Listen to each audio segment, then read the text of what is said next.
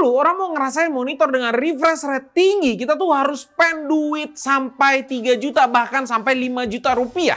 Nah, dengan datangnya kedua monitor ini, monitor 180 Hz gak harus spending uang yang banyak kayak dulu lagi. 180 Hz, respon time-nya juga kencang, warnanya juga cakep, panelnya IPS.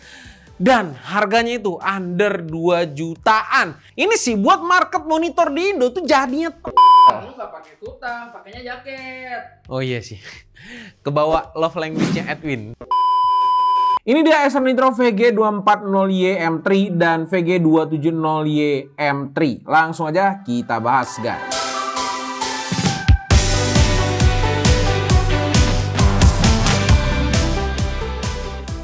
Kita bahas dari sisi desainnya dulu. Monitor Acer Nitro VG0 ini hadir dalam dua pilihan ukuran, dari 24 inch dan 27 inch. Yaitu serinya untuk yang 24-nya VG240Y M3 dan 27-nya itu VG270Y M3. Dengan desain yang identik sama persis, bezelnya tuh tipis, hanya 0,9 cm di kiri kanan dan atasnya, tapi bagian bawahnya ini itu cukup tebal karena mungkin ada logo Acernya. Tapi masih oke lah dari sisi desain. Dan standnya aja, mungkin kalian bisa lihat di sini nih, tuh standnya tuh gaming banget, berbentuk segitiga dengan warna merah dan hitam.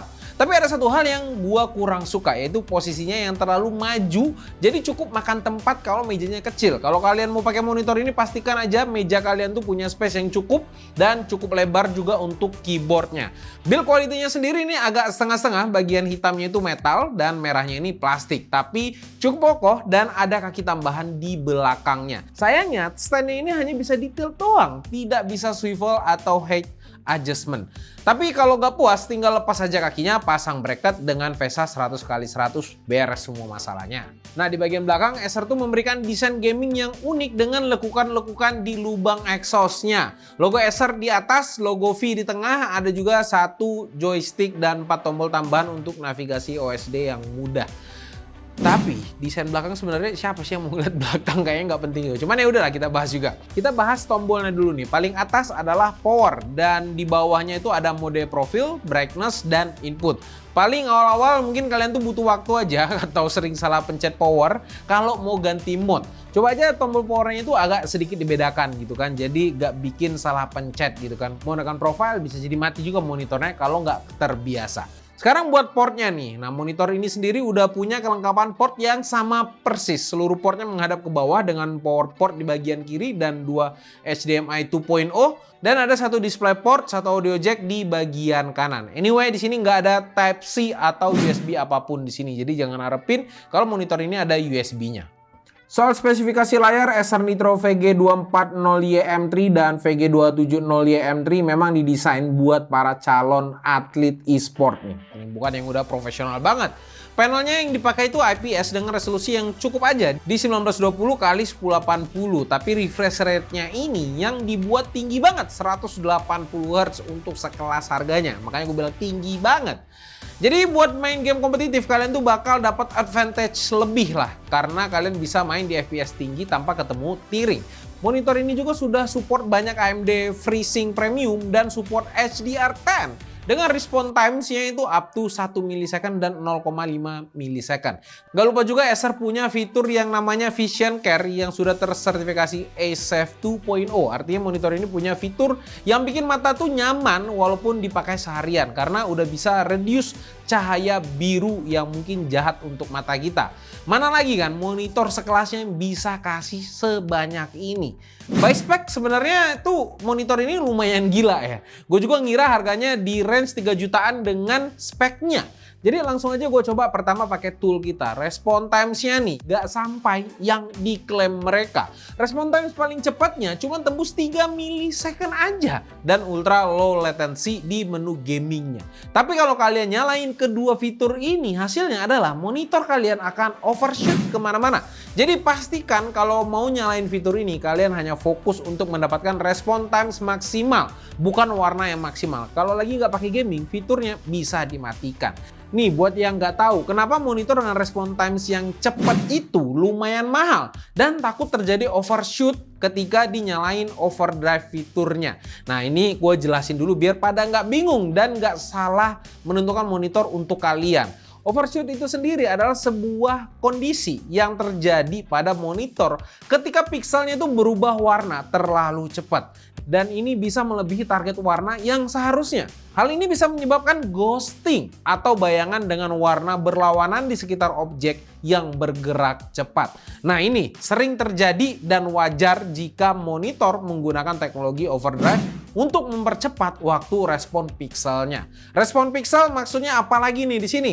Nah, respon piksel ini adalah waktu yang dibutuhkan piksel untuk berubah dari satu warna ke warna lainnya.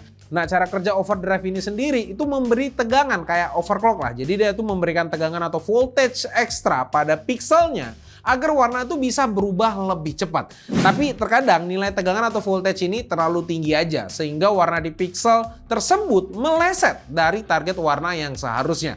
Inilah yang menyebabkan overshoot. Dampak overshoot sendiri bisa mengurangi kualitas gambar tentunya, terutama saat menampilkan gambar dengan gerakan cepat kayak di game atau video yang punya gambar cepat. Contohnya video film action dengan 60 atau 120 fps. Nah, itu mungkin bayangan warna yang muncul akibat overshoot bisa mengganggu atau membuat gambar itu terlihat kurang tajam.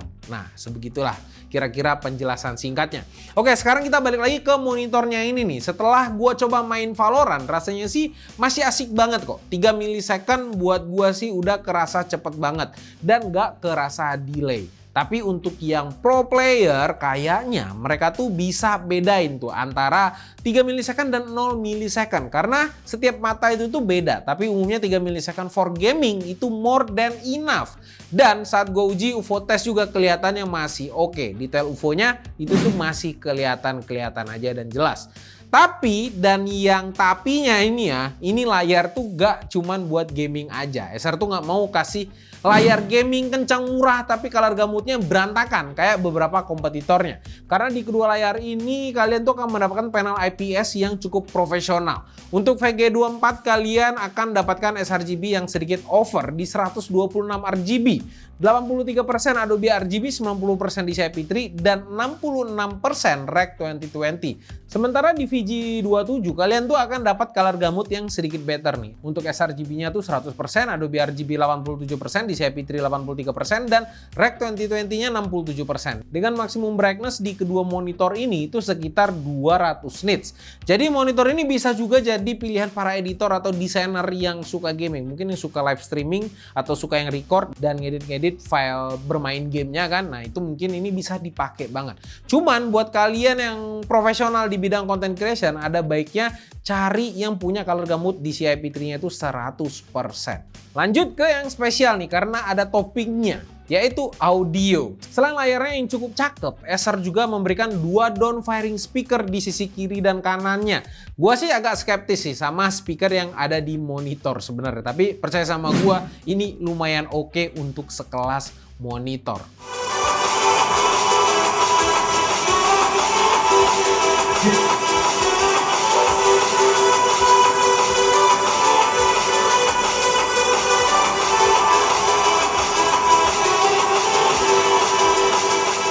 Untuk experience gue sendiri setelah beberapa hari gue pakai monitor ini, gue sih cukup ngerasa puas lah. Sekilas antara 24 dan 27 inch ini nggak ada berbeda dari sisi experience-nya. Cuman 27 inch-nya punya ukuran yang lebih lebar walaupun resolusinya sama. Refresh rate 180 Hz-nya ini terasa banget pas gue main game kompetitif. Jelas lah ya, dengan begini gua tuh pastinya mengaktifkan sinkronisasi monitor lebih tinggi yang bikin gua bisa punya visual lebih kencang dari kebanyakan lawan gua.